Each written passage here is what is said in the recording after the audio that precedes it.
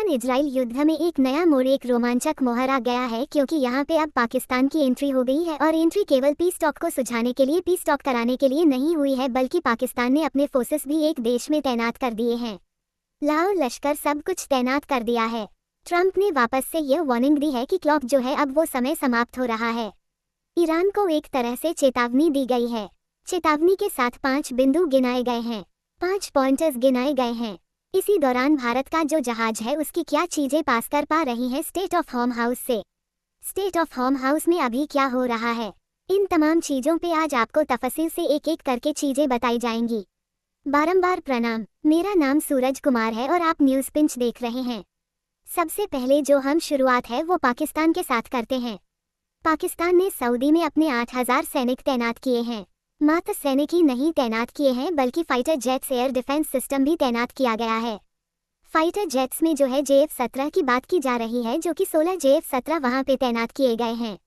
और JF-7 को जब आप जानते हैं, समझते हैं, पूछते हैं, तो आप यह पाते हैं कि यह जो एयरक्राफ्ट है, फाइटर जेट है, माफ करें, वो चाइना और पाकिस्तान दोनों मिलकर बनाते हैं। ठीक है, और इसका जो कंपैरिजन है पाकिस्तान अक्सर वो ब्रह्मोस से करते रहता है, तो ये वहां पे तैनात किया गया। अब आपके मन में सबसे पहले ये सवाल आ रहा होगा कि जो पाकिस्तान पीस टॉक की बात कर रहा है, ठीक है, चाइना को अपने साथ लेके वो चाहता है कि अमेरिका और ईरान एक टेबल पे बैठे हैं। अभी भी एक तरह से आप देखोगे तो बैकडोर में बात चल रही है।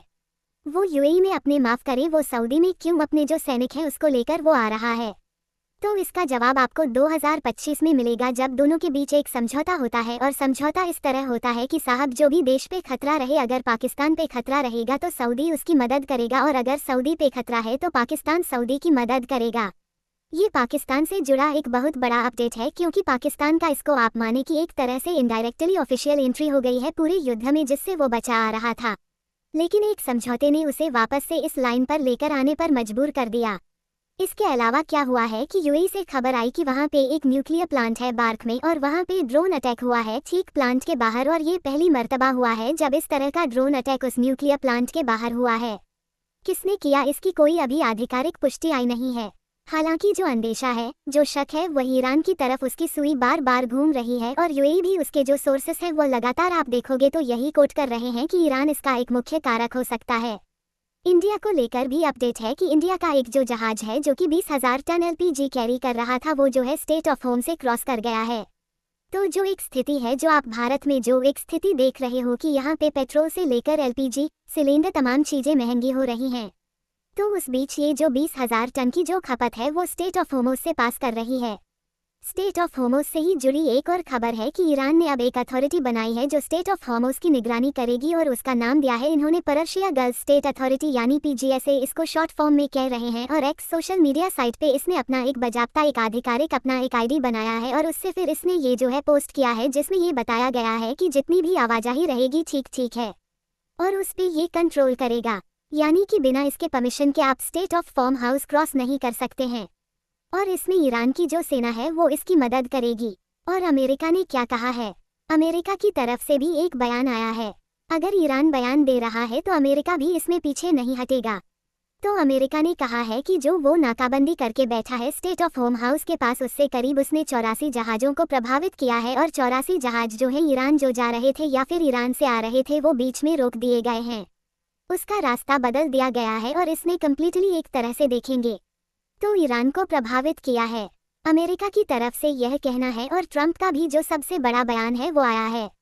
ट्रंप ने ये कहा कि आपकी उल्टी गिनती शुरू हो गई है ईरान, और 5 पॉइंटर्स हैं जिसको आपको मानना पड़ेगा, और अगर आप 5 पॉइंटर्स नहीं मान रहे हैं तो हम आप पे हमला कर देंगे। जैसा ट्रंप लगातार बोलते आ रहे हैं, महीनों से ट्विटर पे लिखते आ रहे हैं, वो 5 पॉइंटर्स कौन कौन से हैं वो एक एक करके हम आपको गिना देते हैं। सबसे पहले तो उन्होंने कहा है कि भैया देखिए, अमेरिका और इजराइल ने जो आप पे बम्बार्डिंग की है, ठीक है, आपके जो न्यूक्लियर प्लांट्स को क्षतिग्रस्त किया है, आपके जो शहरों को क्षतिग्रस्त किया है, उसका कोई कंपनसेशन हम आपको देने नहीं जा रहे हैं।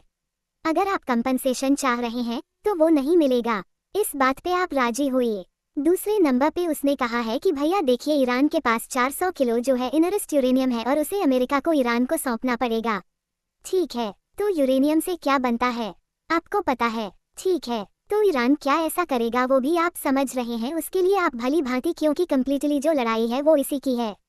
तीसरा जो पॉइंटर अमेरिका और ट्रंप ने रखा है वो ये कि ईरान को अपनी सभी परमाणु केंद्र को न्यूक्लियर प्लांट्स को बंद करना होगा। केवल एक न्यूक्लियर प्लांट है जो ईरान चला सकता है। ये ट्रंप की तीसरी शर्त है। क्या ईरान इस पे मानेगा? जवाब आप जानते हैं। चौथा पॉइंट जो ट्रंप ने रखा वो ये कि देखिए साहब, ईरान की जो संपत्ति अमेरिका ने फ्रीज की है इस पूरे युद्ध के दौरान उसका केवल हम 25% ही आपको लौटा सकते हैं। बाकी 75% का जो अमाउंट है वो हम आपको नहीं देंगे। यह अमेरिका की ट्रंप की चौथी शर्त है। क्या ईरान मानेगा? आप बेहतर जान रहे हैं। और पांचवा और आखिरी बिंदु, ट्रंप ने ये कहा साहब कि लेबनान केवल एक ही जगह पर युद्ध बंद करने से काम नहीं चलेगा। लेबनान में भी आपको बंद करना पड़ेगा। और जहां जहां युद्ध हो रहा है, जहां जहां ईरान युद्ध कर रहा है, उसके जो इनडायरेक्टली जो सैनिक हैं, फिर चाहे वो लेबनान में हो और भी कई जगहों पे है, गजा का उसने जिक्र किया ट्रंप ने। तो इन सब चीजों पे आपको रोक लगानी होगी और बातचीत से समाधान निकालना पड़ेगा। और आपको एक और अपडेट दे दें, ये 5 चीजें हैं कि 17 मई को यानी कि 1-2 दिन पहले इजराइल ने लेबनान पे एक सीरीज अटैक किया था और जिसमें उन्होंने कहा कि उसने हिजबुल्लाह के ठिकानों को निशाना बनाया। लेकिन न्यूज़ ये रिपोर्ट की गई कि इस दौरान 9 जो गांव है लेबनान में उसको खाली कराया गया। तो ये कंप्लीट अपडेट है जो आप ईरान इजराइल वॉर के दरमियान आप निकाल सकते हैं। हाल फिलहाल की सबसे बड़ी अपडेट है और इसमें 2 चीजें हैं जो आपको ध्यान रखनी है।